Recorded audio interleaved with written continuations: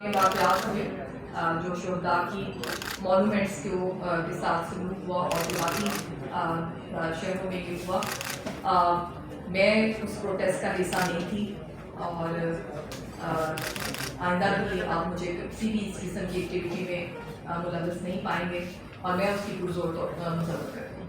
بہت شکریہ. جی سوال. جی میں سمجھتی ہوں کہ جو لوگ یہ کر رہے تھے ان کی ڈیفینیٹلی ان کو سزا بھی ملنی چاہیے اور ان کا احتساب بھی ہونا چاہیے. مظہر اقبال میرا نام مظہر اقبال ہے، میں PNN ٹیلی ویژن سے ہوں. ایک تو آپ یہ فرمائیے کہ سرگودھا میں آپ ویمن ونگ کی پریزیڈنٹ ہیں یا کہ ڈسٹرکٹ سرگودھا کی اوور آل پریزیڈنٹ ہیں؟ میری بات سنیں.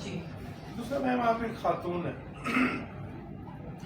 جو کوئی 9 مئی کیوں ہوا وہ تو سب نے دیکھا، لیکن اس ملک میں شاید یہ پہلی دفعہ ہو رہا ہے کہ خواتین کو بالوں سے پکڑ کے پولیس والے کھینچ کے لے جا رہے ہیں، عام لوگوں کے گھروں میں گھس کے گھر توڑے جا رہے ہیں، ان کی ماؤں کو ریپ کرنے کی دھمکی دی جا رہی ہے.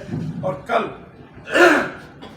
جیل میں ایک ہماری بیٹی، ہماری بہن جو ہے، اس کو ریپ کرنے کی خبریں آج سوشل میڈیا پہ عام ہیں. کیا آپ ان واقعات کی بھی مذمت کریں گی؟ دیکھیے میں سب واقعات کی بھی مذمت کرتی ہوں اور میں سمجھتی ہوں کہ خواتین کا احترام جو ہے وہ ہر جگہ پہ سب سے پہلے واجب ہے، سب کے اوپر ہے اور خواتین کا احترام ہونا چاہیے، ہر جگہ پہ ہونا چاہیے. اور میں واضح کرتی چلوں کہ میں نے ہمیشہ میدان کی سیاست کی ہے اور میں نے یہ میرا چوتھا الیکشن تھا 2018 میں اور میں وہاں پہ جنرل جو ہماری سٹی کی باڈی ہے میں اس کی پریزیڈنٹ ہوں. جی حیدر اعلان کر رہی ہیں آپ کی علیحدگی کی وجہ صرف 9 مئی کے واقعات میں پارٹی قیادت کے ملوث ہونے کی وجہ ہے؟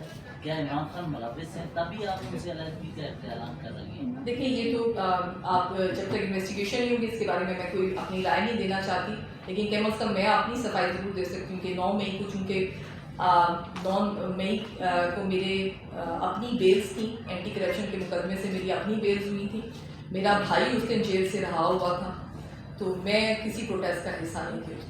ڈاکٹر صاحب